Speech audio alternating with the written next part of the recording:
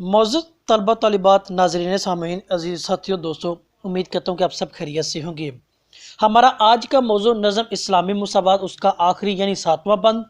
اس کا تجزیاتی مطالعہ کریں گے، اس کے معنی مفہوم کو دیکھیں گے کہ بنیادی طور پر شاعر کا نقطہ نظر وہ کیا ہے اور ہمیں کس بات کی طرف وہ اشارہ کرواتے ہیں اور سمجھانے کی کوشش وہ کرتے ہیں۔ تو بلا تاخیر اپنے موضوع کا آغاز کرتے ہیں۔ تو شاعر لکھتا ہے کہ یہ پہلا سبق تھا کتاب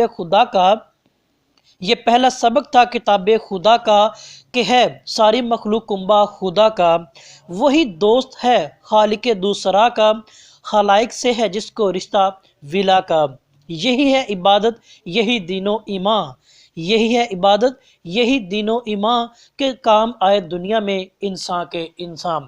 عزیز طلبہ، آج اس کا بنیادی نقطہ نظر دیکھیں تو ہم جس مقصد کے لیے انسان کو پیدا کیا گیا تھا یا جس مقصد کے لیے خدا نے انسان کو دنیا میں بھیجا، ہمیں اس کی طرف وہ اشارہ کرواتے ہیں۔ تو اس کے پہلے مصرعے پر غور کریں تو یہ بیان کیا جاتا ہے، یہ پہلا سبق تھا کتاب خدا کا،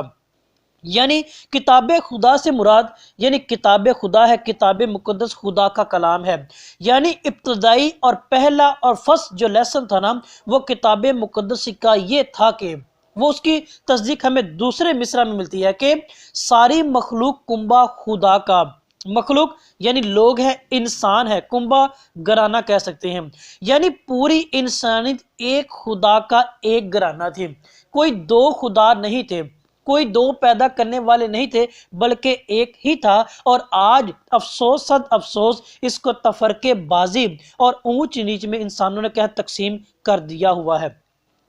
تیسرے مصرع میں اس کی بات کی تصدیق ہوتی ہے مزید، وہی دوست ہے خالق دوسرا کا، خالق یعنی پیدا کرنے والا، خلق کرنے والا، دوسرا سے مراد یہاں پہ دونوں جہانوں کا، یعنی دونوں جہانوں میں جو مقبول نظر ہے وہ وہی ہے، جو کیا ہے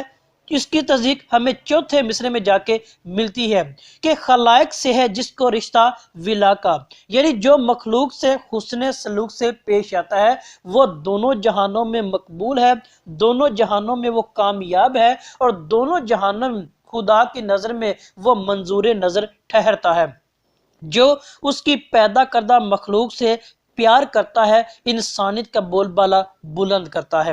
پانچویں مصرعے میں دیکھیں تو یہ کہتے ہیں یہی ہے عبادت یہی دین و ایمان، یعنی جو خدا کی مخلوق سے پیار کرتا ہے، جو خدا کی مخلوق کو انسانیت کے عوض محبت پیار کا جو درس دیتا ہے، یہی اصل بندگی ہے، یہی اصل راستہ ہے، یعنی عبادت بندگی ہے، دین راستہ ہے، اور دین بھی ہمیں اسی بات کی طرف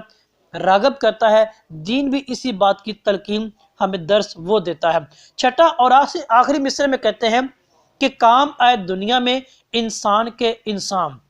یعنی انسان انس سے ماخذ ہے، انس کا مادہ ہے، یعنی پیار اور محبت ہے، یعنی انسان دنیا میں ایک دوسرے کے کام آئے، یہی کتاب مقدس کا فرمان ہے، یہی کتاب مقدس کا پہلا درس ہے اور یہی مالک کائنات کا بنیادی حکم بھی ہے جس کے عوض انسان کو پیدا کیا گیا تھا۔ اب مجموعی طور پر اس کا تجزیاتی مطالعہ کریں، اس تشریح کو دیکھیں تو شاعر کے نقطہ نظر کے مطابق جو بات ہمیں سیکھنے کو ملتی ہے ہم اس پہ غور کرتے ہیں۔ تو تفرقے بازی اور طبقاتی تقسیم کے شکار لوگوں سے شاعر مخاطب ہے اور کہتا ہے کہ ساری انسانیت ایک خدا کی مخلوق اور ایک خاندان تھی اور ہے۔ یہ افسوس کہ آج لوگوں نے تفرقے بازی کو عروج دیا ہوا ہے۔ یہ کتاب مقدس کا پہلا سبق تھا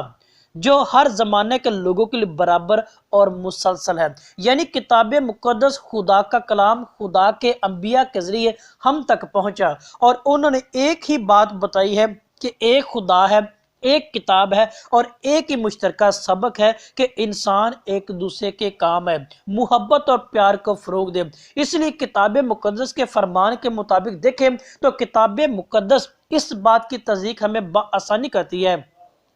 کہ حقوق اللہ تو معاف ہو سکتے ہیں مگر حقوق العباد معاف نہیں ہو سکتے، یعنی حقوق العباد یعنی بندوں کے حقوق ہے، انسان ایک دوسرے کے کام ہے، یعنی کتاب مقدس لگاتار انسان کو اصلاح اور فلاح کے طریقے فراہم کرتی ہے۔ ان میں ایک طریقہ یہ کہ اگر تم خدا کی محبت کا حقدار بننا چاہتے ہو تو اس کے بندوں سے محبت کرو، یعنی انسانیت کو فروغ دو۔ انسانیت خدا کا کنبہ ہے اور مالک کو اپنے کنبہ سے محبت ہے، اس لیے اس کے بندوں سے محبت کا اظہار وہ کرے۔ تو شاعر کے بقول دیکھیں، کہتے ہیں کرو مہربانی تم اہل زمیں پر،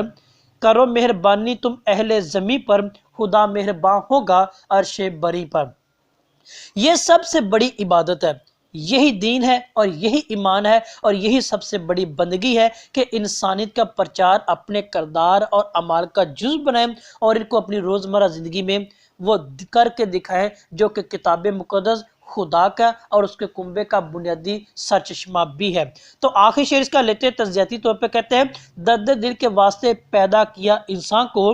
درد دل کے واسطے پیدا کیا انسان کو، ورنہ اطاعت کے لیے کچھ کم نہ تھے کروبیاں۔ تو انسان کو بھی خدا نے اس لیے پیدا کیا تھا کہ انسان ایک دوسرے کے کام، اس کی فلاح، اس کی بندگی کرے اور خدا کے احکامات پر عمل کرے، کہ بجائے تفریق بازیوں میں، طبقہ بازیوں میں وہ تقسیم ہو جائے۔ افسوس، صد افسوس کہ آج کا انسان ان چیزوں سے عاری ہو کر تفریق میں تقسیم ہو چکا ہے۔